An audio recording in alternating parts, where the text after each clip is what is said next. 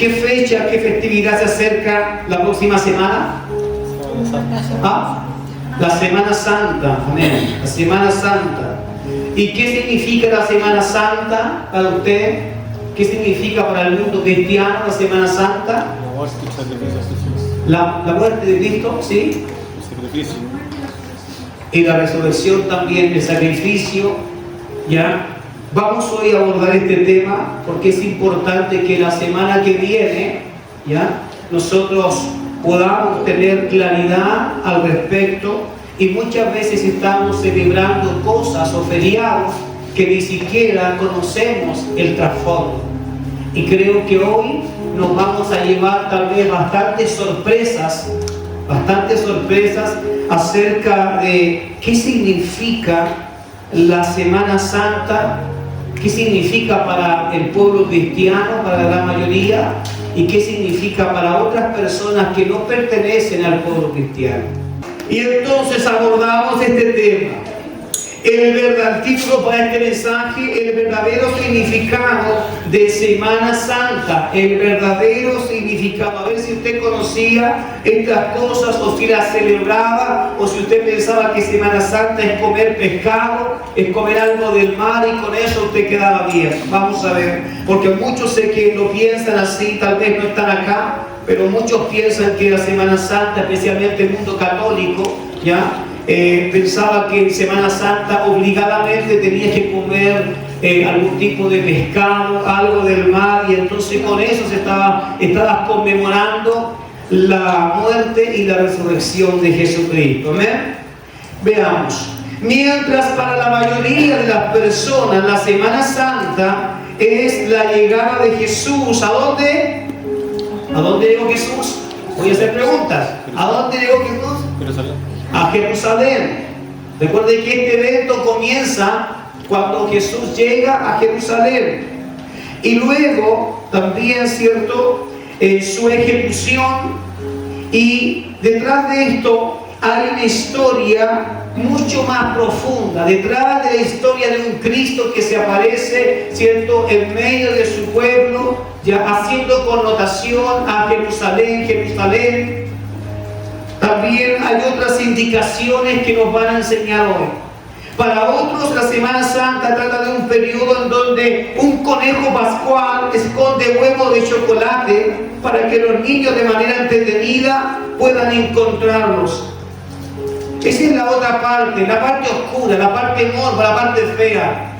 Nosotros como creyentes, de verdad les pregunto, ¿creen ustedes que tiene sentido un conejo que pone huevos de chocolate en Semana Santa? ¿Por qué cree usted que muchos lo celebran también de esa manera y los enseñan a sus hijos también de esa manera? Yo comprendo de que alguien que no tenga conocimiento de la palabra, que no sepa lo que significa un Cristo en la cruz ensangrentado, lleno de dolor, pasando lo peor que un hombre puede pasar, entiendo que si alguien no comprende eso, pueda irse divagando con otras historias, como la historia del conejo pascual. Pero es inconcebible que el mundo cristiano, que muchas veces se ha quebrantado delante de Cristo, que se ha quebrantado el solo hecho de saber o de ver la película en Semana Santa, la pasión de Cristo, te quebrantas y luego reduces todo eso a una bolsa de chocolates. Para mí, yo no sé si usted piensa igual, pero para mí es una falta de respeto. Rebajar a Cristo, rebajar la resurrección, la crucifixión, el calvario, el dolor, rebajado algo como eso. Y yo quiero pedirle que si usted es una de esas personas que lo practica, no lo haga más, porque usted no pone contento a Dios con eso.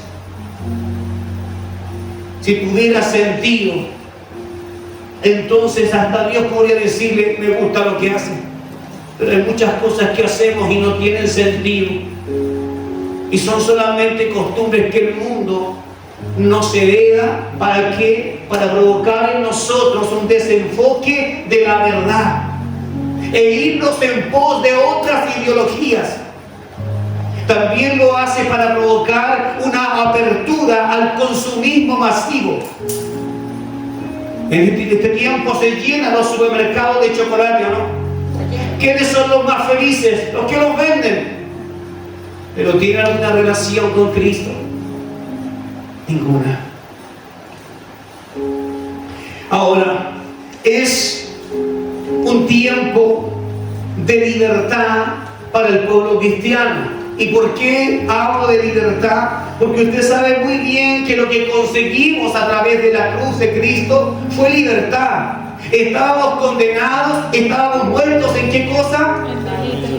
Amén. Por lo tanto, esa era la condena para nosotros y fuimos libres de esa condena a cambio de que otro tomara nuestro lugar. Así es. Por lo tanto, conseguimos una libertad, una liberación de esa condena, y el pueblo judío, al mismo tiempo que el pueblo cristiano celebra a Jesucristo, el pueblo judío celebra otra fiesta, la fiesta de Pascua. Se junta todo esto mientras los judíos en Israel celebran la libertad también. Usted y yo celebramos la libertad en Cristo, y ellos celebran la libertad de haber sido sacados un día de manos de Faraón, de un pueblo que los tenía allí oprimidos, usados como esclavos a cambio de comida, de casa, de techo. Y ellos celebran entonces, los judíos, los israelitas, la libertad de que un día Dios envió a un hombre, a un líder. ¿Cuál fue ese líder? Moisés. Y lo envió para que entonces hablara con Faraón y le dijera: deja ir a mi pueblo. Dios había escuchado el clamor, el dolor de muchas oraciones de su pueblo, diciendo: ¿hasta cuándo seguiremos aquí oprimidos? ¿Hasta cuándo seguiremos bajo esta mano de Faraón que nos condena, que nos castiga? Y Dios dice que escuchó su clamor. Y aunque algunos estaban acostumbrados a vivir en la esclavitud, había una gran cantidad de hombres y mujeres, niños y jóvenes que deseaban volver a esa libertad que un día tuvieron cuando Dios se movía con ellos de día y de noche. ¿Están comprendiendo ahora? Dos historias, un Cristo y un pueblo. Vamos al libro de Levítico, en el capítulo 16, por favor, acompáñenme. Vamos a investigar, vamos a averiguar si esto es una coincidencia el que Cristo haya llegado justo esta semana de la celebración de la Pascua, del Pesaj, o si simplemente fue una coincidencia o es algo que tenía sentido para Dios desde los cielos. ¿Fue un plan de Dios o fue que simplemente Jesús como judío llegó a ese lugar y justo en el tiempo en donde lo tomaron, donde lo llevaron prisionero? Levítico 16, en el verso 5, y leo en el nombre de Cristo Jesús. Luego tomará de la congregación de los hijos de Israel 2 cabritos de un año como ofrenda, es decir, 2 ovejas, dice, de un año, por el pecado, y un carnero como el holocausto. Entonces Aarón ofrecerá por él un toro como ofrenda por su pecado, y luego hará expiación por sí mismo y por su casa, un animal que tenía que ser sacrificado por el sacerdote para hacer expiación de qué cosa, de sus pecados como sacerdotes y de los de su familia, es decir, de todo el pueblo de Leví. Pero aquí quedaban 2 animales más todavía. Después tomará 2 cabritos de un año y los presentará vivos delante de Yahweh a la entrada del tabernáculo. Y Aarón, el sacerdote, echará suerte sobre los 2. Una suerte para Yahweh y la otra para Azazel. Y ahora vamos a entrar, amados, en el contexto. Y el verso 9: entonces Aarón ofrecerá a Yahweh el cabrito sobre el que haya caído la suerte. para ofrecerlo como ofrenda por el pecado. Es decir, uno de esos dos sería sacrificado, consumido por el pueblo. El verso 10, pero el cabrito sobre el que haya caído la suerte para Azazel, lo presentará vivo ante Yahweh para hacer expiación sobre él, y luego enviará a Azazel al desierto. No sé si usted había escuchado esto antes, ¿no? Ahora lo va a comprender, ponga mucha atención. ¿De cuántos animales estamos hablando ahora? De 3 animales. Uno para el sacerdote y su familia, su pueblo. 2 animales más. Uno sería para el sacrificio a Jehová, a Dios. Y el otro sería para que los sacerdotes pusieran sus manos sobre él, sobre ese animal, y dijeran: en este animal cargamos todos nuestros pecados, toda nuestra falta, en todo lo que le hemos fallado a Dios, todo lo que está en este pueblo de cada tribu, ahora queda en este animal. La maldición queda sobre él. Todo lo que nos alcanzaría a nosotros por la desobediencia, ahora al poner las manos sobre este animal, él queda recargado con todo el pecado. Y luego se procedía entonces a que un sacerdote tenía que ponerle una cuerda y llevarlo al desierto y luego abandonarlo para que muriera en el desierto. Esa es la ceremonia que se hacía por la expiación ¿de qué cosa? De sus pecados. De esa manera ellos decían: hemos presentado un cordero a Dios, ha sido quemado, por lo tanto este es el regalo para Dios, y luego a este lo hemos recargado con toda nuestra maldad y lo hemos echado fuera del pueblo. Así que de esta forma hemos sacado el pecado. Ahora estamos limpios, ahora estamos libres. Así es como ellos lo veían, así es como había sido enseñado según Levítico. Jesús ¿tendrá algo que ver con esto? Jesús viene a tomar ahora el lugar para nosotros los cristianos, incluso para el mundo entero, incluidos esos judíos, aunque no lo entiendan todos. Hay algunos que sí lo entendieron y son judíos cristianos. Pero Jesucristo vino a tomar el lugar de esos 2 corderos, es decir, el que fue para el sacrificio. ¿Quién fue? Cristo, Jesús. Y aquel que fue desechado y sacado fuera, ¿quién fue? Jesús. Dice la palabra que a Cristo lo sacaron fuera de los muros. ¿Por qué? Porque el momento en donde se estaba desarrollando esta escena, este castigo, era el momento en donde se celebraba la Pascua. Por lo tanto, consideraban los sacerdotes de que esa muerte no podía estar dentro del pueblo y caer sobre ellos.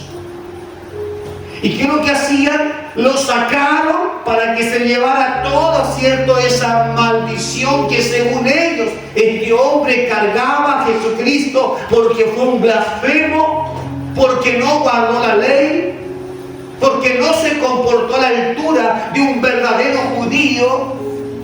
Lo sacaron fuera. La cosa es que este es el Cristo que tomó las 2 posiciones de los 2 corderos. No sé si alguna vez usted lo vio así. Los 2 corderos ahora están representados en una persona que es Cristo, también echado fuera. ¿Qué hacían sobre este cordero? Cargaban todos los pecados. ¿Qué hicieron sobre Cristo? Cargó todo. Dice la palabra de que Él cargó todos nuestros pecados, todas nuestras faltas, todo lo que hemos hecho mal. Dice que fue tomado por Él. Dice que siendo Él un hombre santo, un hombre inocente, se hizo pecador. Cristo se hizo pecador. Hay una diferencia en esto con el cordero, y es que al cordero, al animal, lo obligaban a recibir entonces esa maldición. El cordero no podía elegir. Dice la palabra que se hacían suerte sobre él. Es decir, que Dios escoja. Normalmente se tiraban las piedras y la piedra que caía más cerca era la que decía: ya, este se va para el sacrificio y este otro es el que se va a ir hacia el desierto. Pero el cordero no tenía derecho a elegir ni el que sería sacrificado en el fuego, ni aquel que sería echado fuera recargado de pecado. Y miren la noción que tenemos hoy. Tenemos un Cristo al cual nadie le obligó a que llevara los pecados. Él los tomó, dice la palabra. Él tomó toda nuestra maldad para conseguir nuestra libertad. Él lo hizo. El cordero no podía escoger, no podía hablar. Cristo podía hablar y aún así tomó toda esa carga pesada y sin decir que no y sin dudarlo fue a la cruz por usted, para llevar mi maldad, para llevar nuestra maldad, para llevar nuestro pecado. Este es el Cristo que hoy nosotros estamos intentando comprender un poco más. Entender que la Semana Santa no es comer pescado y por eso soy un cristiano. La Semana Santa nos trae la memoria de que Cristo fue a la cruz. Pero que yo debería estar en esa cruz. Que usted debería estar en esa cruz. Vamos a buscar que esta palabra sea corroborada entre el Nuevo y el Antiguo Testamento para que ninguno tenga duda. Mateo capítulo 27, verso 15. Dice así: en cada fiesta era costumbre del gobernador poner en libertad a un preso para el pueblo, a aquellos que ellos quisieran, ¿ya? Y en ese entonces tenía un renombrado preso llamado, ¿cómo se llamaba? Barrabás. Así que estando ellos reunidos, Pilato preguntó: ¿a quién prefieren que les deje libre? ¿A Barrabás o a Jesús llamado el Cristo? Porque Pilato se había dado cuenta de que lo habían entregado por envidia, por maldad. Cuando estaba el gobernador sentado en el tribunal, su esposa le mandó avisar diciendo: no tengas nada que ver con ese justo, porque hoy he sufrido mucho en sueños a causa de él. Es decir, la esposa del gobernador estaba teniendo sueños, revelaciones. Sin ser ella una mujer seguidora de Cristo, estaba teniendo revelaciones que le mostraban a este Cristo como un inocente, pero también se lo mostraban como un hombre poderoso. Y ella tiene más temor que su propio esposo, tanto así que le dice: tú no te metas en esto, porque ese hombre no es cualquier hombre. Hay veces que las personas que tienen menos conocimiento de Cristo han llegado a tener más temor de Dios y más cuidado de su palabra, de lo que significa Dios, que los mismos creyentes que pueden venir cada domingo, cada jueves, lunes, martes a una iglesia. Pero los principales sacerdotes, verso 20, y los ancianos instigaban a la multitud para que pidieran a Barrabás y que dieran muerte a Jesús. Entonces el gobernador le respondió diciendo: ¿a quién de los dos prefieren que les ponga en libertad? Y ellos contestaron: a Barrabás. ¿Cree usted que esto tiene algo que ver junto con esos dos corderos que nos anuncia Levítico? En donde uno sería puesto en libertad, pero uno de ellos tendría que ser sacrificado. Cristo representa a aquel que, pudiendo huir y escapar de todo este dolor, prefirió quedarse según lo que usted conoce de Cristo, de los milagros que Él hizo, del poder que tenía Jesucristo cuando caminaba, ¿cree usted que Jesús hubiese podido invocar a ángeles para que lo sacaran de esa situación? ¿Lo hubiese podido hacer? Sin embargo, habiendo otro hombre al lado que verdaderamente estaba cargado de pecado y sin arrepentimiento por lo demás, Jesús podría haber aprovechado esta instancia para decir: a ver, entre el pecado de él y de lo que ustedes me acusan de proclamarme rey de los judíos, por favor, hay harta diferencia. Este hombre ha asesinado a gente, yo no he matado a nadie. Él ha matado a romanos, yo no he matado a romanos. Sin embargo, Jesús cayó para que ese hombre fuera libre y él tomara el lugar, lo mismo que el Levítico, el lugar del sacrificio. La historia antigua está amarrada de la nueva. Cristo, el Señor, está cumpliendo exactamente lo mismo que se cumplió en el Antiguo Testamento. La gran diferencia es que ahora ya no sería un cordero como el que usted conoce como un animal, sino que ahora sería el Hijo del Dios viviente, el Cordero de Dios. Uno debía quedar en libertad y el otro debería pagar con la muerte. Eso fue lo que sucedió. Se estaba repitiendo la escena una vez más. De esta manera, en cada ceremonia de Yom Kippur, el día de la expiación, para que usted lo sepa, el día de la expiación, cuando se ofrece un animal en sacrificio, se hace memoria de este hecho, y esto es en septiembre, mientras que 6 meses antes los judíos celebran la Pascua, es decir, estamos en el tiempo del Pesaj, la celebración de Pascua. ¿Qué es el Pesaj? Es la celebración judía que recuerda la liberación del pueblo de Israel de manos de los egipcios. Esto se conmemora en abril. ¿Qué instrucción entregó Dios previo a la libertad del pueblo? Es una pregunta. ¿Qué instrucción habrá entregado Dios cuando permitió, cuando usó su poder para sacar al pueblo de la esclavitud de los egipcios? ¿Qué instrucción? Vamos a Éxodo capítulo 12, verso 21. Y leo: entonces Moisés, habiendo convocado a todos los ancianos de los hijos de Israel, les dijo: tomen deprisa los corderos para sus familias y sacrifiquen el cordero pascual.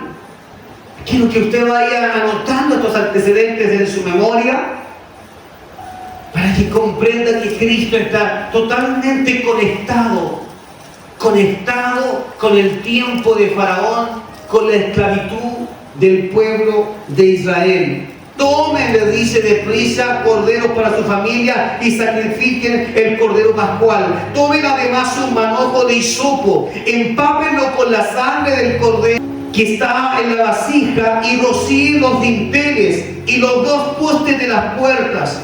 Que ninguno de ustedes salga de la puerta de su casa hasta la mañana. ¿Por qué? Porque el último de los eventos para conseguir la libertad de su pueblo era que había enviado Dios un espíritu de muerte.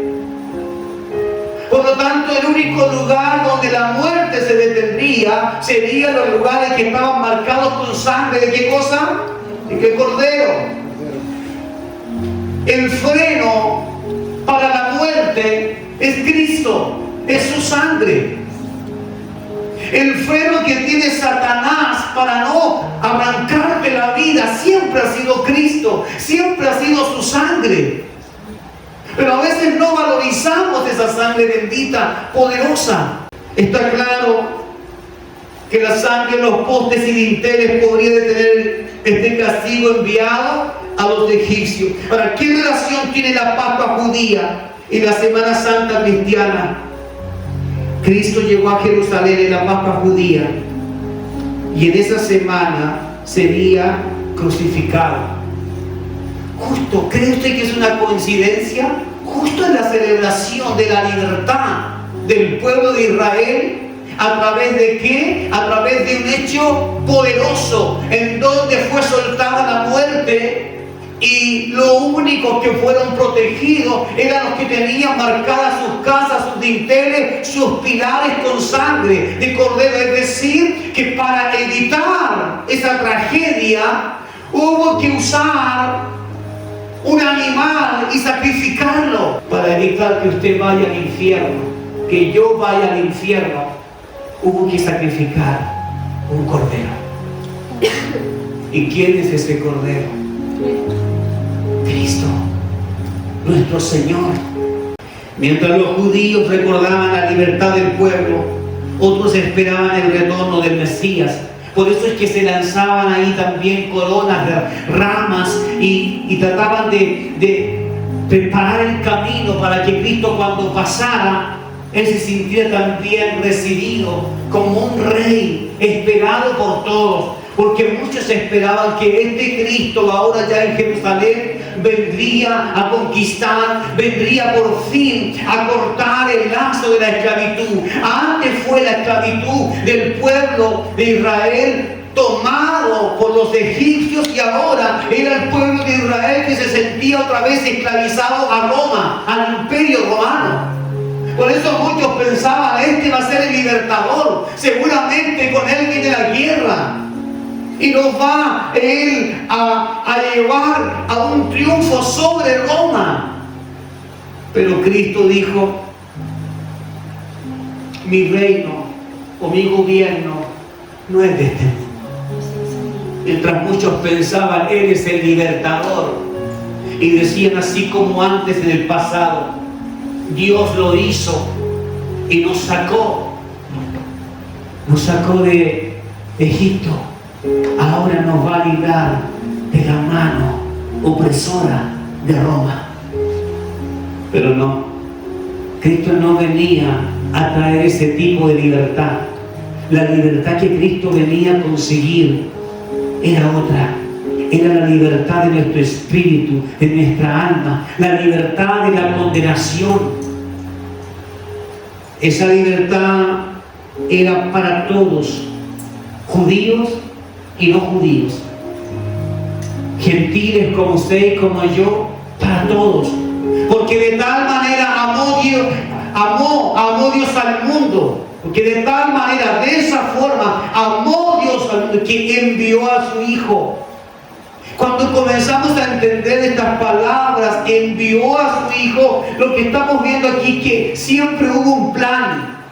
Y el plan era que Dios se estaba despojando de su Hijo para ponerlo en la cruz, porque Dios ya no quería más corderos sacrificados. Porque ese cordero que se iba al desierto al final terminaba muriendo de hambre. Y porque ese otro cordero terminaba consumido por el fuego. Pero luego de unos días volvía el pecado otra vez a aparecer como una raíz de amargura, que por más que intentes olvidar ese daño que te hicieron, ahí está esa raíz de amargura apareciendo una y otra vez y no te deja olvidarlo. Asimismo es el pecado. Busca la manera de crecer, busca la forma de alimentarse, de retroalimentarse, pero no quiere morir, se niega a morir. Iglesia del Señor. Pero ¿a quién venía realmente la libertad? ¿Para quién realmente era esta libertad? ¿De qué manera se daría esta libertad? Vamos a Juan, por favor. Capítulo 1, verso 29. Dice: y al día siguiente Juan vio a Jesús que venía hacia él y declaró: he aquí el Cordero de Dios que lleva o que quita el pecado ¿de quién? Del mundo.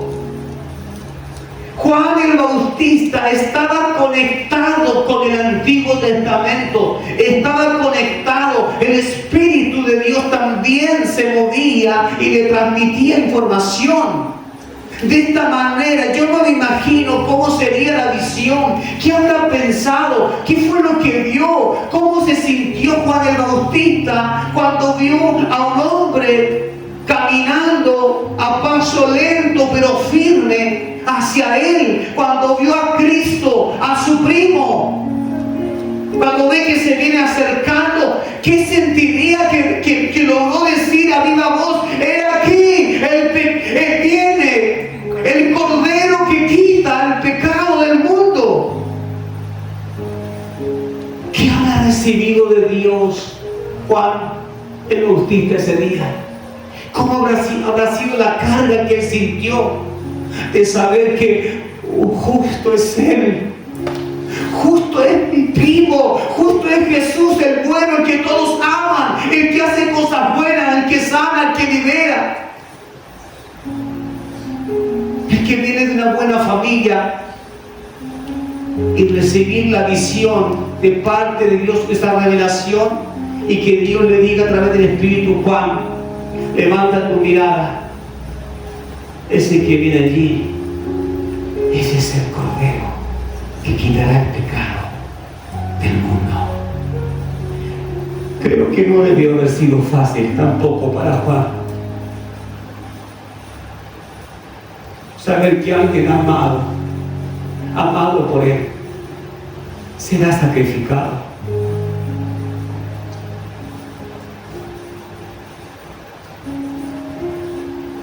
Todo esto ocurrió por usted, ocurrió por mí. El verso 30 dice: este es aquel de quien yo había dicho, después de mí viene un hombre que es antes de mí, porque es primero que yo. Juan ya no estaba viendo a su primo simplemente, ahora estaba viendo al Hijo del Dios viviente, pero lo estaba viendo como un cordero, es decir, aquí viene el hombre que será sacrificado por todos nuestros pecados. El libro de Isaías 53, el verso 6 dice: como ovejas todos nos descarriamos, cada quien se volvió por su propio camino. ¿Has sentido muchas veces esta tentación de volverte por el mismo camino que viviste y olvidar todo lo que Dios ha hecho en tu vida? Porque dice: todos nosotros nos descarriamos, es decir, está buscando la manera de ejemplarizar de que así es el ser humano. Cuando está frente a cosas que no puede vencer, cuando está frente al placer, cuando está frente al miedo, al terror, a la amenaza, existe la posibilidad de que incluso los creyentes puedan decir: no quiero continuar más. Cada quien volvió por su propio camino. No obstante, es decir, a pesar de eso, Yahweh, o Dios, hizo caer sobre él los pecados de todos nosotros. Entonces, ¿quién fue el que cargó los pecados sobre Cristo? Dios. El Padre, Dios.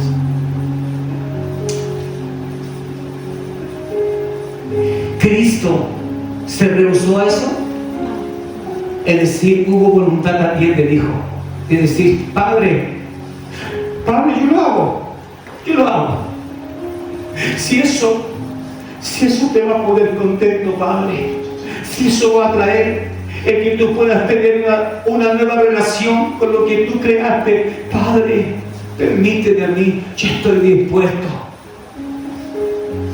Y antes era un sacerdote cargando los pecados sobre un animal, y ahora ¿quién era? Dios. El Padre. El Padre diciendo: esto no será fácil. Pondré un peso que ningún hombre, ninguna mujer, nadie podría soportar. De hecho, cada ser viviente está soportando hasta aquí su propio pecado, lo que puede sobrellevar. Pero hay una diferencia, que tú tendrás que llevar el pecado de todos.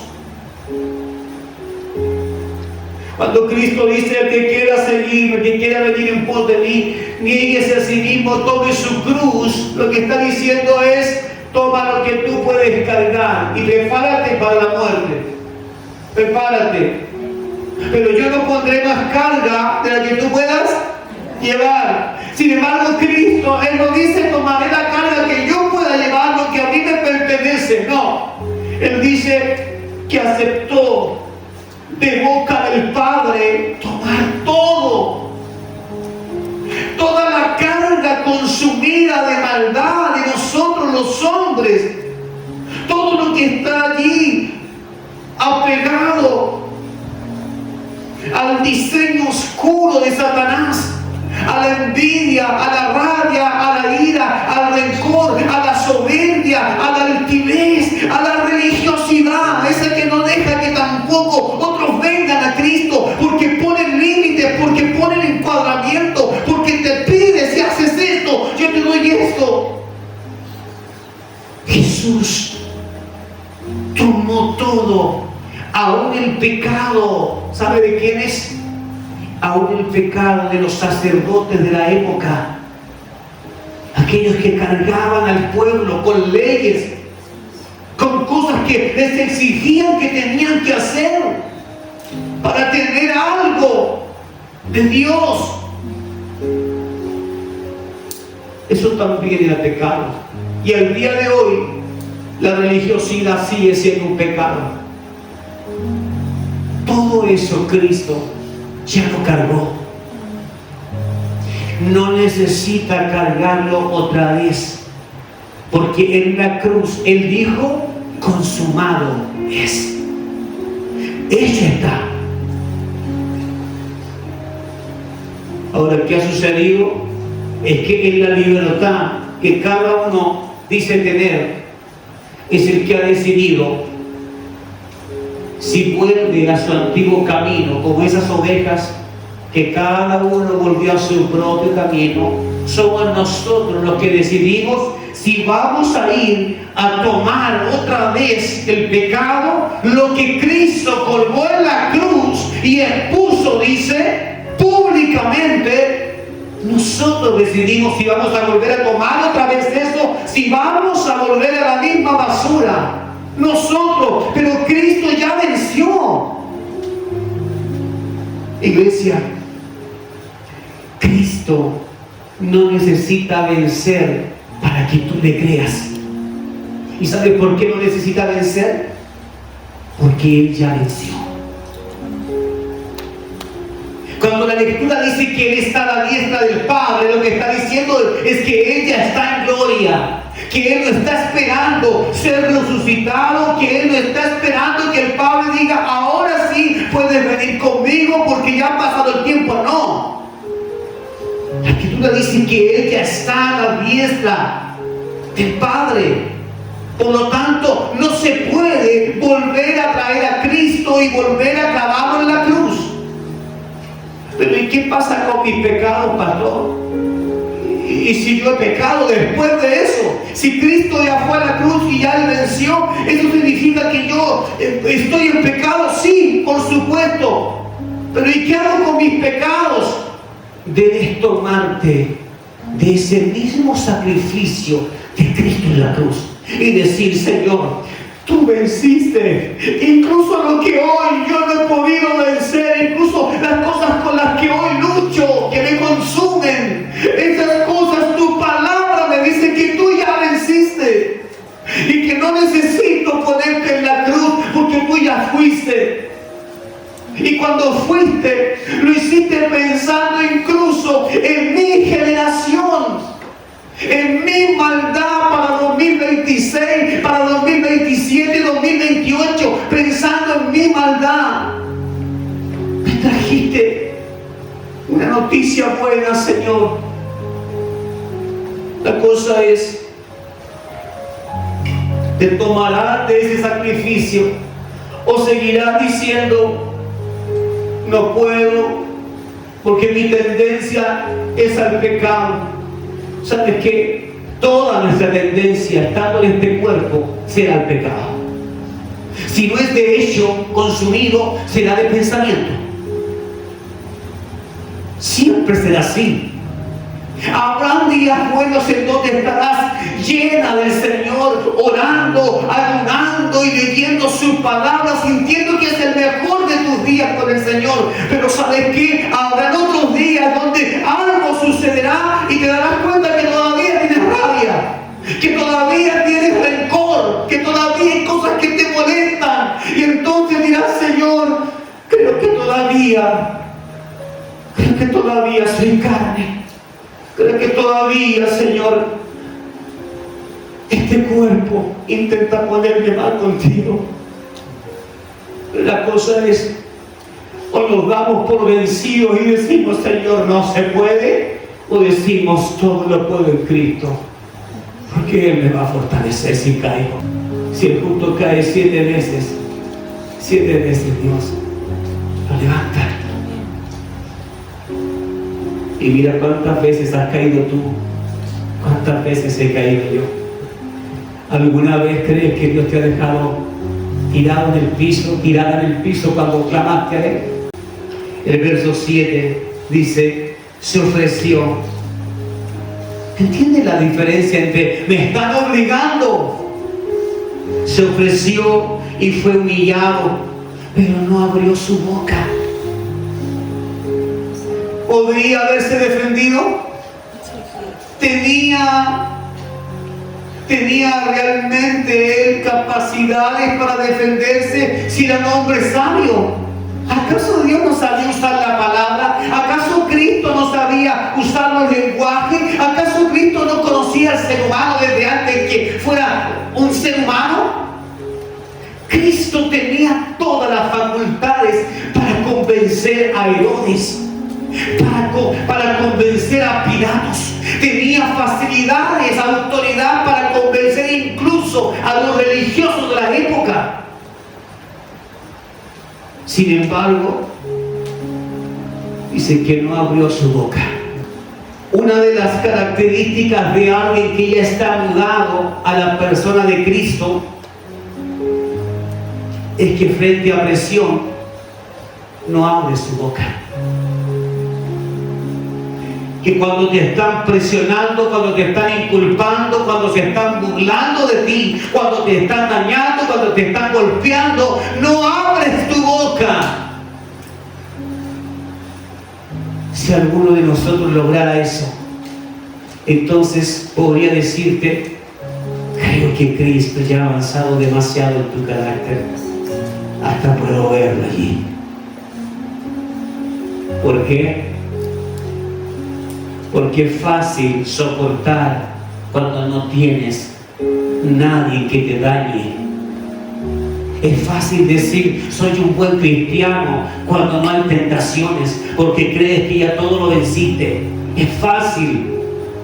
Lo difícil es mantenerte con tus labios cerrados, con tu lengua paralizada, incluso cuando sabes que es injusto lo que te está pasando.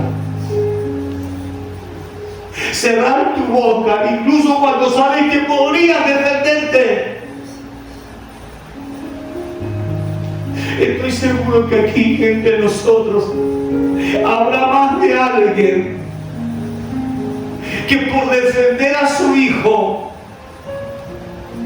estaría dispuesto o dispuesta a guardar silencio aunque le estén inculpando injustamente a ella, y el que hizo el daño fue el hijo. Estoy seguro que más de algunos se atrevería a decir: póngame a mí las esposas, lleve a mí, pero no se lleve a mi hijita, no se lleve a mi hijo, por favor. Yo puedo ir a la cárcel si quiere.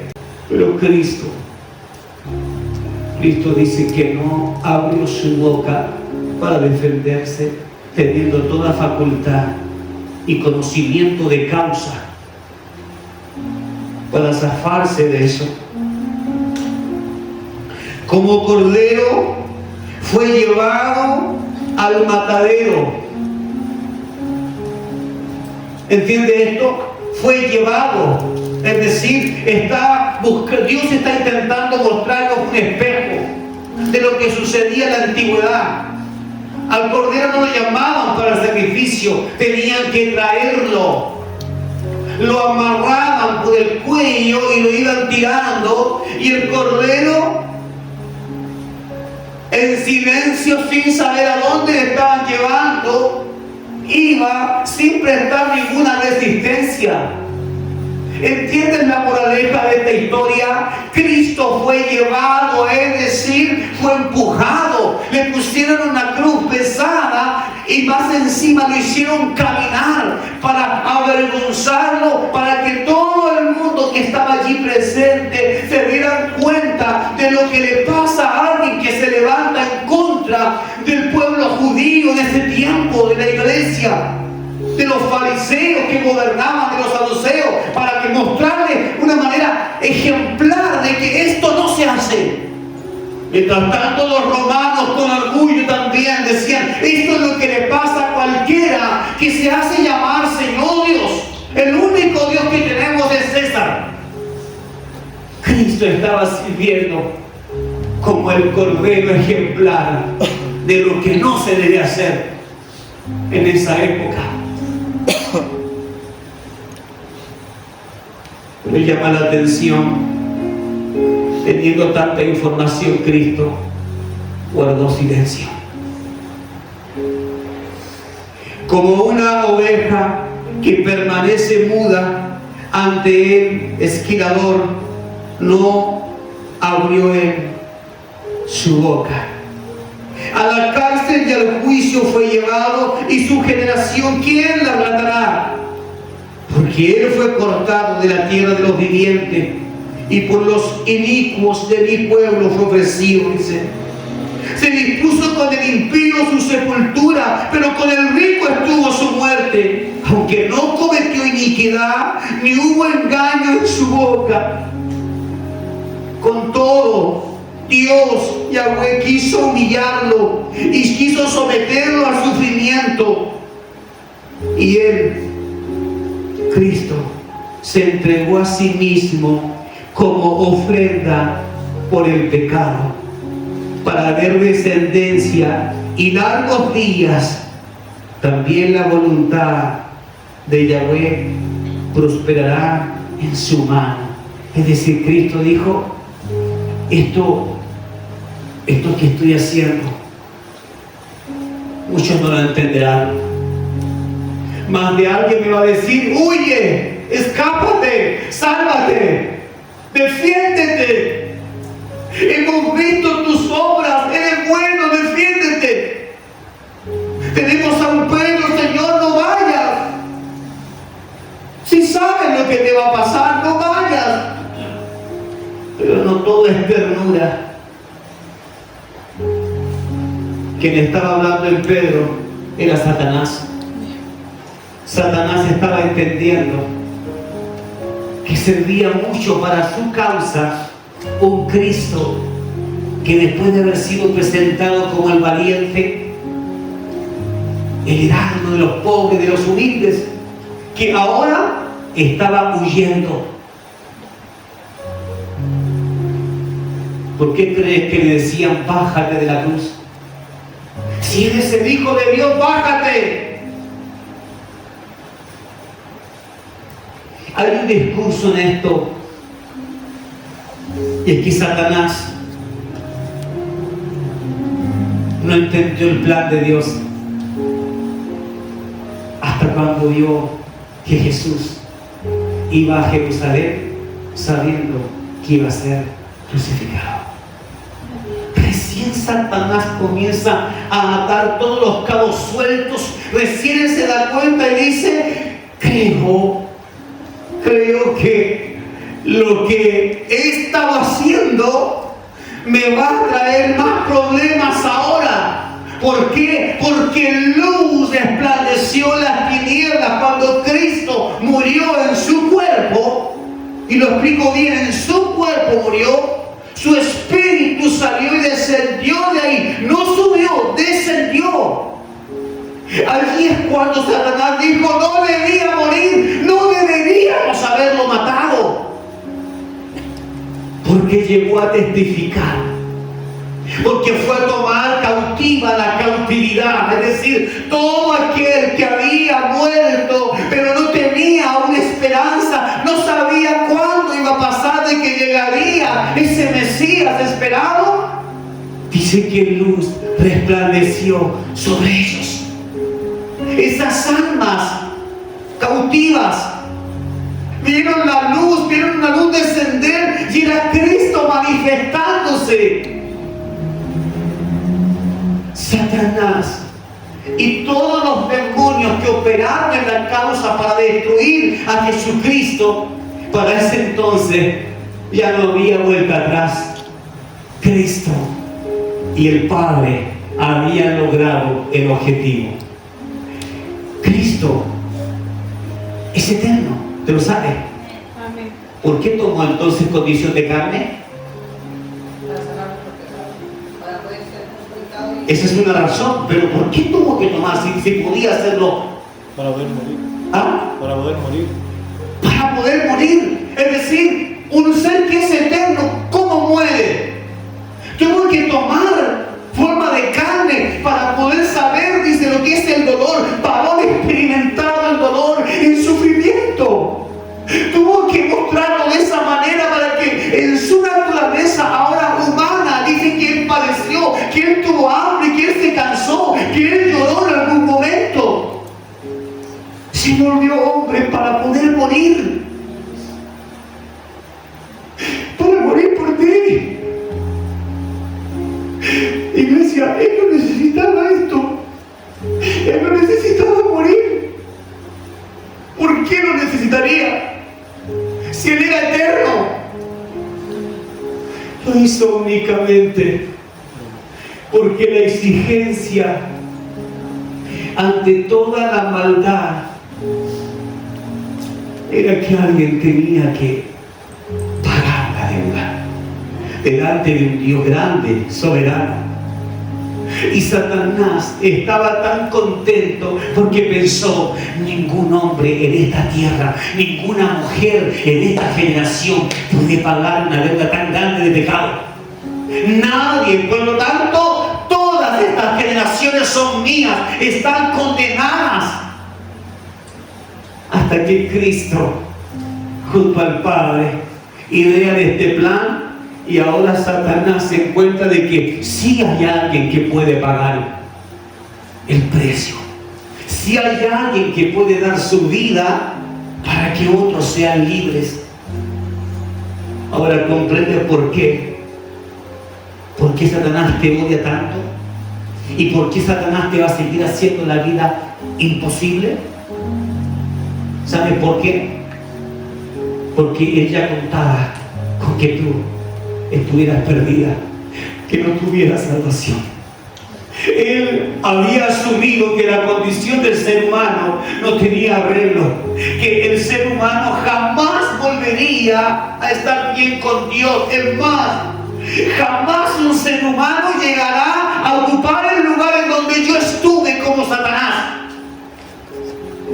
Y saber que ahora la puerta se abrió para todos los pecadores arrepentidos. Y ahora podremos, escucha bien, ahora podremos deleitarnos en esos lugares celestiales en donde Satanás y la tercera parte de sus ángeles caídos nunca más podrán disfrutar. Dime si esta noticia no es buena. Pero alguien tuvo que tomar ese lugar. Alguien tuvo que hacerlo. Y no existía nadie capaz de cargar tanta maldad. Iglesia, usted y yo estamos aquí porque Cristo pagó un precio. Pero si usted no se cuida, si usted no cuida su salvación, usted podría quedarse un día diciendo: ya no quiero luchar más con mi pecado. No quiero porque no se puede. Al final mi carne, mi maldad, mi mente me va a llevar igual a lo mismo. Prefiero rendirme que estar luchando con algo que no puedo matar. Ese es el placer de Satanás. Escuchar a un hijo de Dios, a una hija de Dios, diciendo: es que yo creo que no se puede con el pecado. Es que no se puede. Ese es un deleite para él. Pero es una amenaza cuando cualquiera de nosotros dice: yo sé que humanamente no puedo librarme de esta basura, pero que me pasa a diario. De las veces que caigo y sé que Dios me levanta, sé que Él me limpia, sé que Él me ha lavado, yo sé que Él me ha lavado. Pero Señor, no puedo dejar de pensar que tal vez en una semana más vuelva a caer. Aun cuando eso pase, Cristo está 100% ubicable. Solo tienes que recordar lo que Él hizo en esa cruz y volver a decirle: perdóname otra vez, por favor, perdóname. El libro de Juan, capítulo 10, verso 16, dice así. Este es Jesucristo hablando en un contexto de judíos que estaban rodeándole y escuchándole. Y Él dice: tengo también otras ovejas que no pertenecen a este redil, es decir, a su pueblo, a Israel. A ellas también debo traerlas a mí, y escucharán mi voz. Entonces todos los rebaños serán uno, y uno el pastor.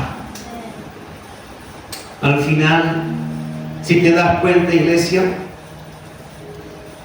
no es que Dios ha tardado en traer a Cristo de vuelta. No, Él no ha tardado. Él está esperando que se complete el número de personas como usted y como yo, que entremos a la salvación. No es que Dios tiene miedo, no es que Dios no ha calculado bien los tiempos, no es que a Él le falta la capacidad de sabiduría para saber cuándo hacer algo y que a veces se queda sin idea. No, es un Dios que dice: debe completarse el número de los salvos. Y esa misma es la causa de por qué todavía hay tanta dureza en el corazón de los judíos. Porque mientras más tiempo ellos permanecen en esa dureza, más tiempo Dios usa para alcanzar a las otras ovejas que están en otro redil. Pero que la esperanza y la promesa es que todos un día seamos uno solo. De todo linaje, de todo pueblo y de toda nación, ser uno solo. Y un solo el pastor. Tenemos una cantidad enorme de iglesias y también una cantidad enorme de pastores, líderes, obispos y títulos por doquiera. Hay gente que estudia para engañar y son buenos estudiando, pero también son buenos engañando. Sin embargo, solo existe un pastor que es el dueño de todas las ovejas, el que va a unificar el redil. Ese que te ha dicho cuántas veces: levántate, no te quedes ahí, sigue, esfuérzate, sé valiente, no te apartes, no tengas miedo, yo soy tu Dios, el que te anima. Ese es el Dios que está esperando que comprendas la importancia de esto. Eso es lo que dice el verso 16. Y mire lo que dice el 17: por eso mi Padre me ama, porque pongo mi vida para volverla a tomar. Pongo mi vida, hago un sacrificio para que me maten, para que me lleven a la cruz, pero luego volveré a tomar mi vida. ¿Por qué? Porque la muerte no puede sujetar a un Dios eterno. No puede sujetarla. Verso 18: no es el hombre quien me la quita. Ya muchas veces se han hecho una cantidad de estudios para buscar a los culpables, y normalmente se piensa que los peores hombres de la humanidad son los judíos.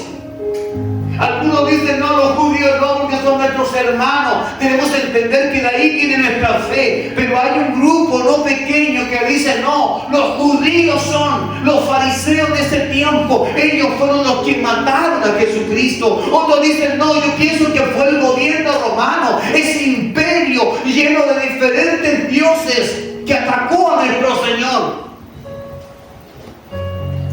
¿Quién de ellos está en lo correcto? Ninguno. ¿Y por qué ninguno? Porque el verso 18 dice, no es el hombre quien me quita la vida, sino que yo la pongo por mi propia voluntad, porque tengo autoridad para ponerla y tengo autoridad para tomarla de nuevo, porque esta autoridad he recibido de mi Padre. Iglesia, Cristo solo estaba obedeciendo al plan del Padre cuando enmudeció su boca, cuando dejó que le cargasen todo el pecado.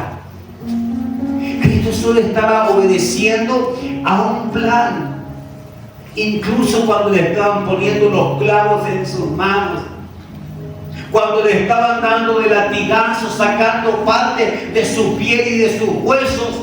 Todo eso, Cristo lo soportó porque era parte de un plan que no podía fallar. Iglesia, cuando te digo que el plan de Cristo, el plan de Dios no puede fallar, es porque no puede fallar. Pero ¿quiénes serán salvos? Serán salvos aquellos que están inscritos desde antes. Porque Dios te pensó, te dio, te escogió.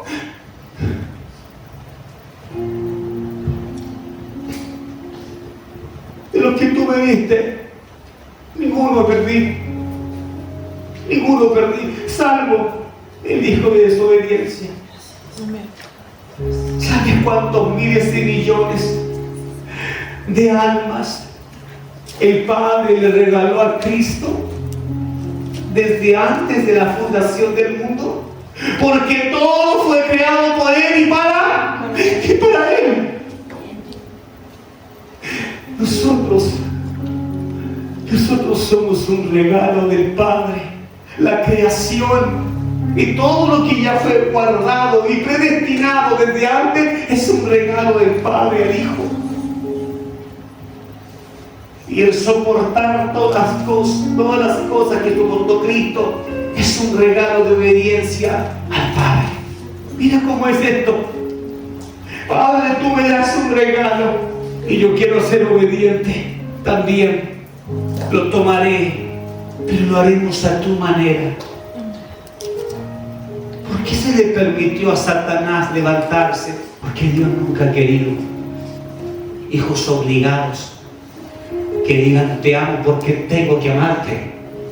Voy a la iglesia porque tengo que ir, porque si no voy, capaz que tenga problemas con mi esposo, con mi esposa, con mi padre. No.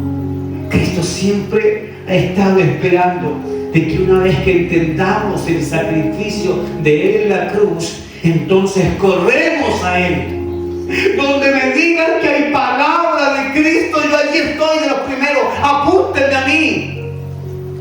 Eso es lo que sucede con alguien que ya comprendió el plan de Dios y que tiene la esperanza, abriga la fe de que seguramente mi nombre también está inscrito en el libro de Dios. ¿Crees que tu nombre, tu nuevo nombre, dice que tendremos un nuevo nombre que usted hoy no conoce de sí misma, de sí mismo? ¿Cree usted hoy que su nombre nuevo está inscrito en el libro? ¿Alguien más cree eso? ¿Con certeza?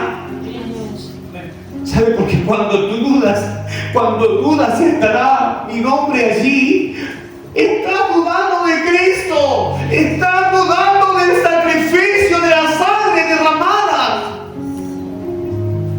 Pero es que yo pensé que si yo pecaba y me cuesta salir adelante, yo pensé que quizás es porque no no estoy inscrito. No, estás inscrito en el libro, pero tu carne sabe que no irá a ese lugar y te hace la guerra.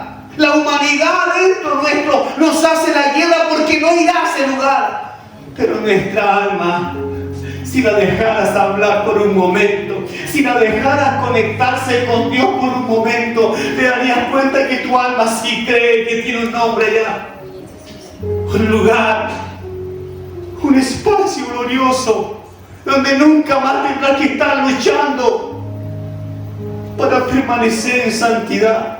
Y sé que a veces cuesta, sé que cuesta, pero solo allí ya no habrá más guerra, solo allí ya no lucharás más.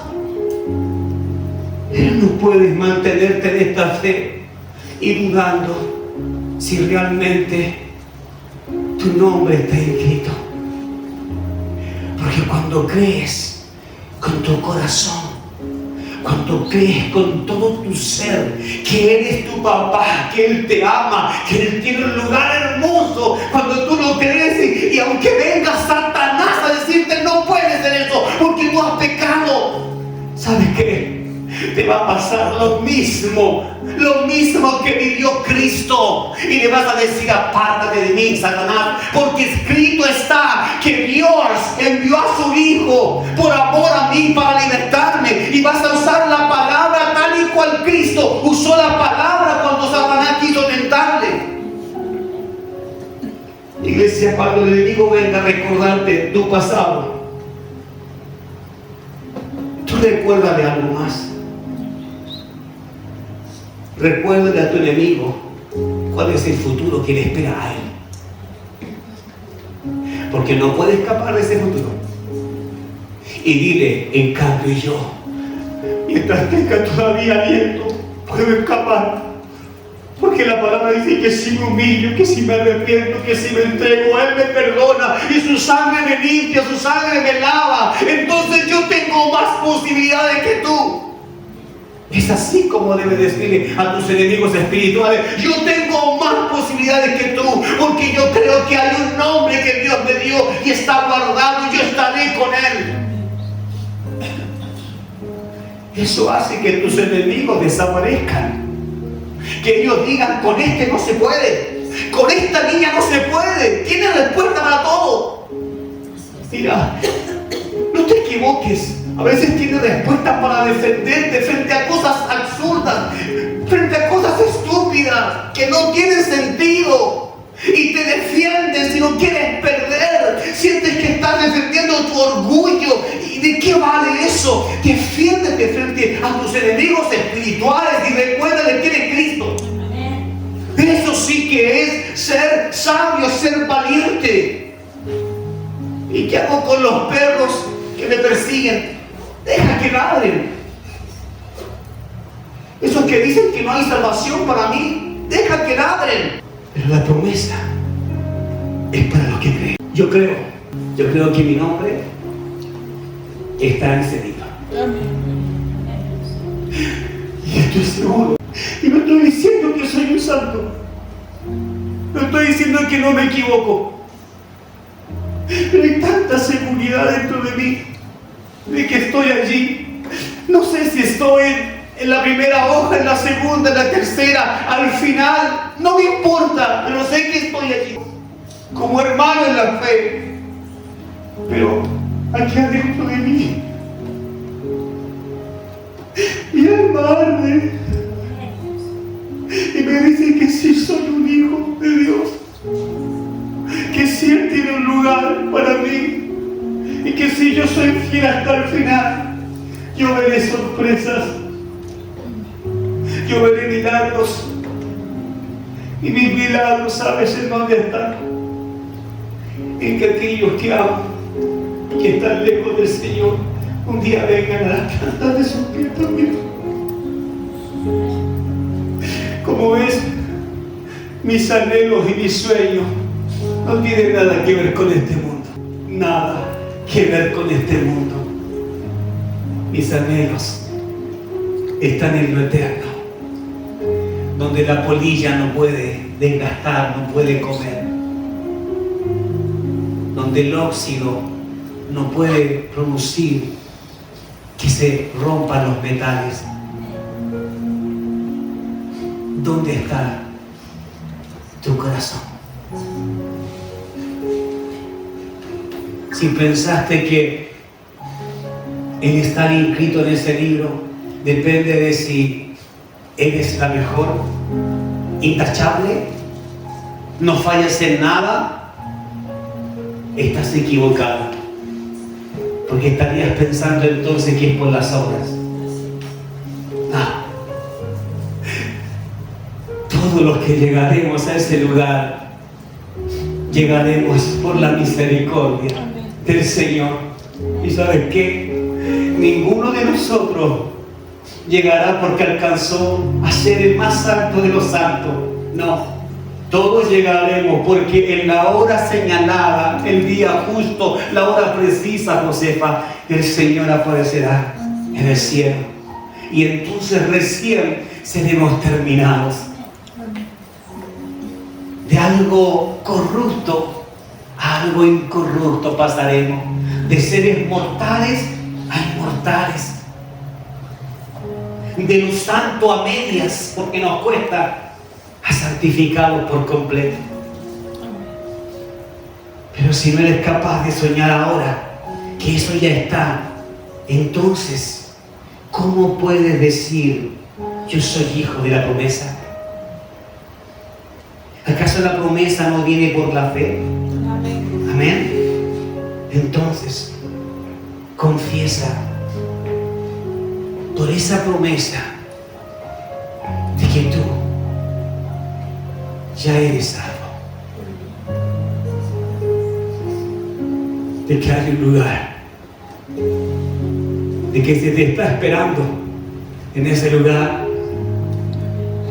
Jesús dijo: voy pues, es decir, me voy a adelantar, tú me seguirás después, pero yo ahora me adelanto, voy pues a preparar ese hogar para que donde yo esté, tú estés conmigo.